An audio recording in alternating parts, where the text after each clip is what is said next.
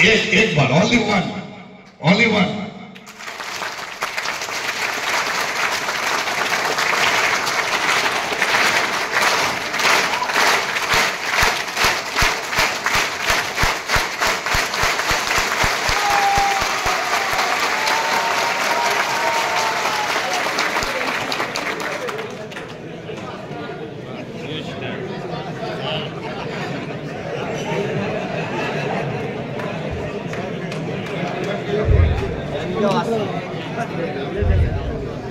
इतने सम्मान के लिए सबसे पहले बहुत बहुत धन्यवाद देना चाहता हूँ।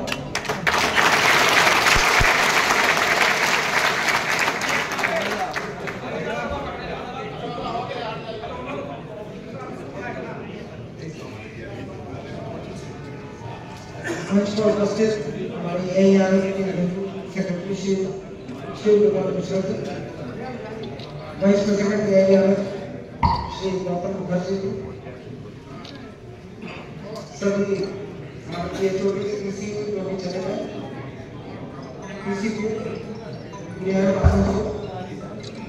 आसन जो मंडल के और सभी रेल कर्मी, सर्वप्रथम मैं AIRF के जनरल सेक्रेटरी श्री शिवकुमार मिश्रा जी का पूर्व रेलवे में स्वागत करता हूँ।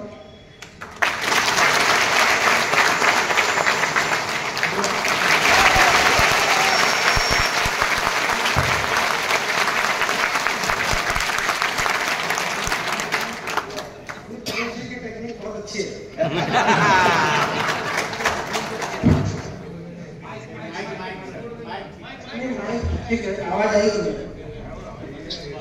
सभी AIRF के देश भर से आए हुए प्रतिनिधियों का और सदस्यों का हार्दिक अभिनंदन करता हूं।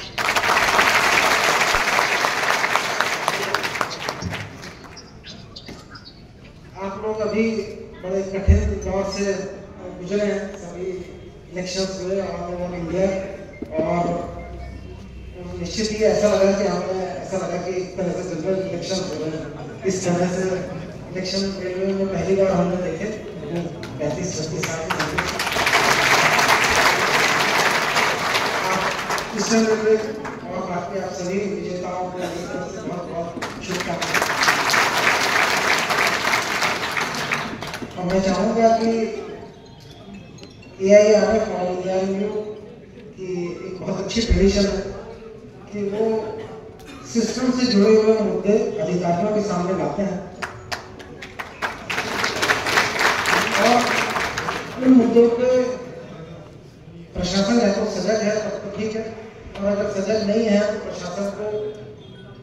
प्रशासन के साथ में बहुत अच्छा डिस्कशन करके बहुत अच्छे से जो है रेल प्रशासन का काम अच्छे सर्वेक्षणों के कारण मैंने तो देखा है बहुत अच्छा काम होता है।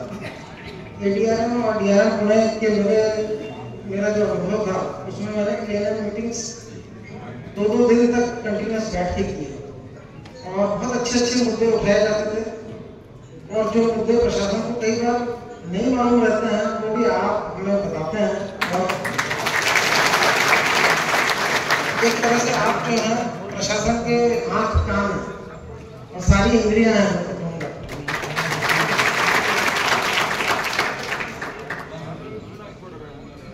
रेल प्रणाली के सुचारू संचालन को सुनिश्चित करने के लिए आप लोगों की जो बड़ी मेहनत और समर्पण है उसी कारण ही रेल चलती है। अगर पूर्व रेल कर्मचारियों को ट्रेन के परिचालन में समय की पाबंदी, सुरक्षा और दक्षता जैसे प्रमुख मापदंडों पर बहुत सजग है पूर्व रेलवे के कर्मचारी। लेकिन कई वर्षों में रेल का अभूतपूर्व विकास हुआ।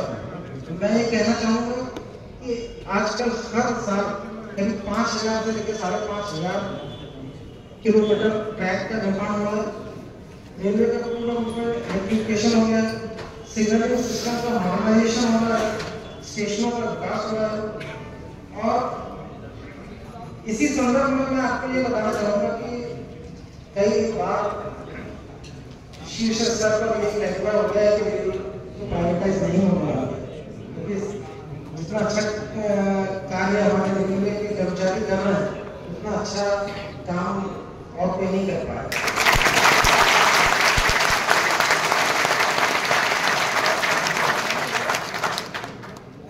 अभी मुझे मौका मिला माननीय रेल मंत्री जी को का भाषण सुनने का, वहाँ अति विशिष्ट रेल पुरस्कार में ईस्टर्न रेलवे की 2 शीट ईस्टर्न रेलवे को मिली। उस मौके पर रेल मंत्री का स्पीच हमें सुनने को मिला। उसका मैं महत्वपूर्ण जिस टाइम आपको बताना चाहूँगा, 3 मुद्दे खासकर उठाए जो आपसे भी संबंधित है। एक तो सेफ्टी, दूसरा मेंटेनेंस और तीसरा ट्रेनिंग। इन सब पे 3 गुना फोकस देने का आह्वान किया रेल मंत्री ने। जो रेल पे होने वाली जो दुर्घटनाएं हैं उसको मिशन 0 एक्सीडेंट के तहत ले जाने का उन्होंने आग्रह किया और ये भी कहा कि सेफ्टी से संबंधित छोटी से छोटी घटना होने पर भी तत्काल घटनास्थल पर पहुंचे, घटना की बारीकियों का हर स्तर पर गहन जांच करें, तह तक जाए और भविष्य में हर तरह का सुधार कर घटना की पुनरावृत्ति न होने पर हर संभव व्यवस्था स्थापित करें, ताकि हम सब मिशन 0 एक्सीडेंट को प्राप्त कर पाएं। मैं आपसे इसलिए कह रहा हूँ कि आप ये देश भर के लिए कर्मचारी हैं और मैं चाहूँगा कि आप ये संदेश अपने सभी यूनिट्स में पहुँचाएं कि हमें किसी भी हालत में एक्सीडेंट होने नहीं देना। और अगर हम सफल रहे तो सफल टीम को कौन बदलता है?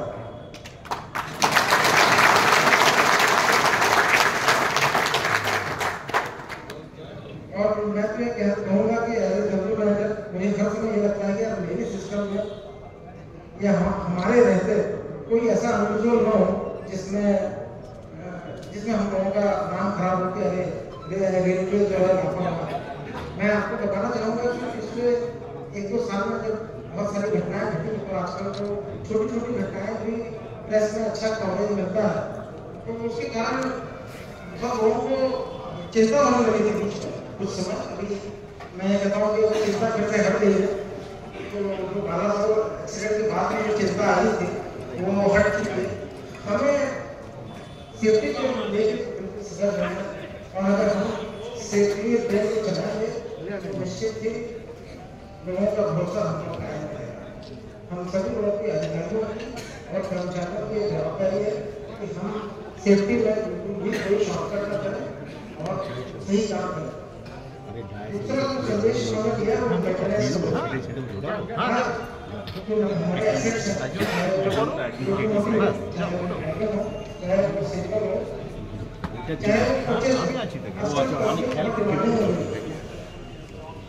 आजकल पब्लिक की जो आकांक्षाएं हैं वो बहुत बड़ी हैं। तो हम सब लोगों को जो है अगर एक लोको फेल होता है तो 2-3 घंटे तक सेक्शन बंद हो जाता है और गाड़ियों की कंट्रोलिंग मेंटेन नहीं होती।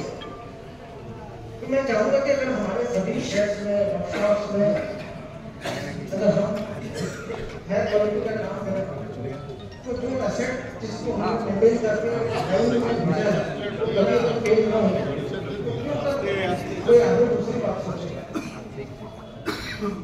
तो मेरा लोगों से यह आग्रह है कि आप जो भी शेड वर्कशॉप और जो भी आप ड्यूटी कर रहे हैं उसका परफेक्शन के साथ होगा।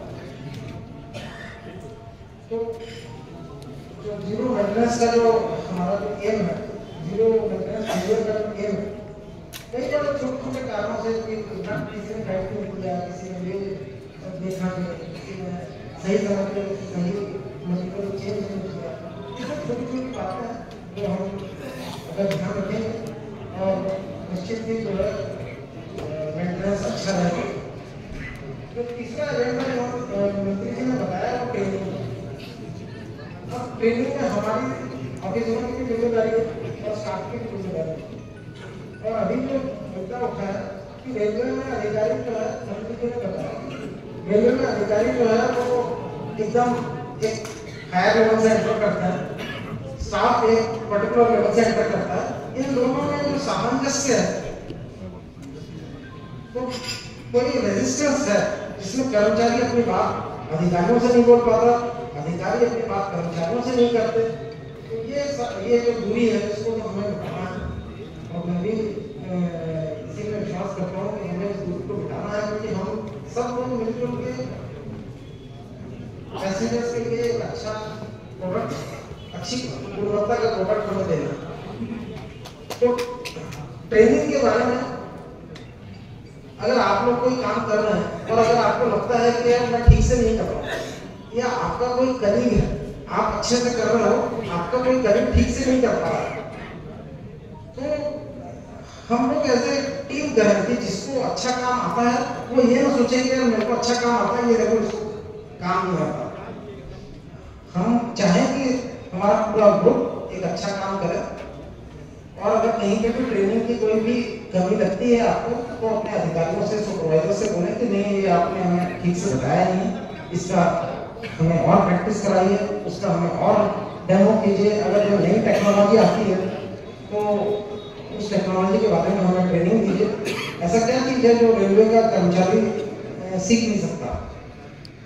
ये कहना कि अरे तो टेक्नोलॉजी बढ़ रही है, तो सही नहीं है। और हम लोग अगर एक दूसरे से बात करें और प्रयास करें तो ट्रेनिंग से हम लोग परफेक्ट हो सकते हैं।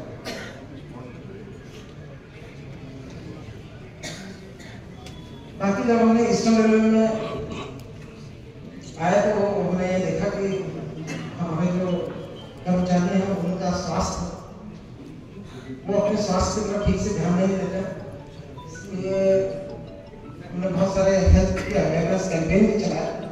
और जिन लोगों को जो शिफ्ट ड्यूटीज करते हैं और लाइफस्टाइल डिजीजेस होने का जिनको ज़्यादा प्रॉबेबिलिटी है, अगर वो अपने बारे में जान लें कि हमें क्या करना है, हमें अगर रेगुलर एक्सरसाइज करनी है, हमें व्यसनों से बचना है, और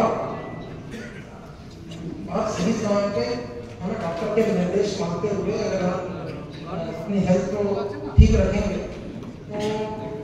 तो इस बारे में मैं चाहूँगा कि आप सभी लोग जो लीडर्स हैं वो सभी लोग अपने अपने एरिया में जरा अवेयरनेस कराएं और हम बताएं उसमें एक अलग बात होती है, और आप बताएं उसमें और भी एक अलग बात होती है। तो आप जो भी लीडरशिप करते हैं, वैसे मैंने आपके अकादमी के काफ़ी ब्लड डोनेशन कैंप्स को मैंने अटेंड किए हैं, लेकिन मैं चाहता हूँ कि होलिस्टिक हेल्थ का कैंप आप लोग अपने अपने एरिया में करें।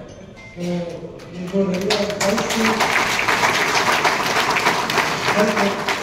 इस पे ध्यान दिया जा सकता है।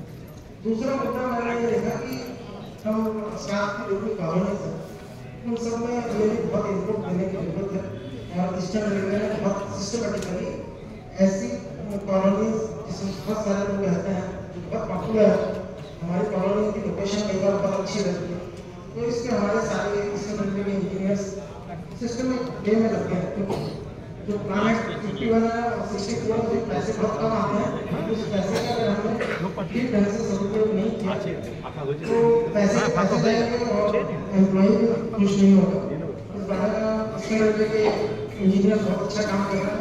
आप भी अपने एरियाज में जो कॉलोनीज हैं तो उनमें अच्छा रखरखाव के लिए ऐसे मुद्दे उठा सकते हैं। बाकी मैं कहना चाहूँगा कि आप सबको बहुत सकारात्मक कार्य करते हैं, और हमारे ईस्टर्न रेलवे में जो यह के सेक्रेटरी अमित घोष और जो भी और पदाधिकारी हैं वो बहुत ही कंस्ट्रक्टिव रोल कर रहे हैं। ऑलमोस्ट 1 साल होने को आ गया, और उनका जो हमसे नेगोशिएशन करने का जो तरीका है वो बहुत ही कंस्ट्रक्टिव है, और मजदूर यूनियन कहीं जो है वो बोलती है रेल बढ़ेगी तो हम भी बढ़ेंगे और देश भी बढ़ेगा। तो बहुत अच्छी सोच है आपकी, इस अच्छी सोच को मेरा ध्यान समझ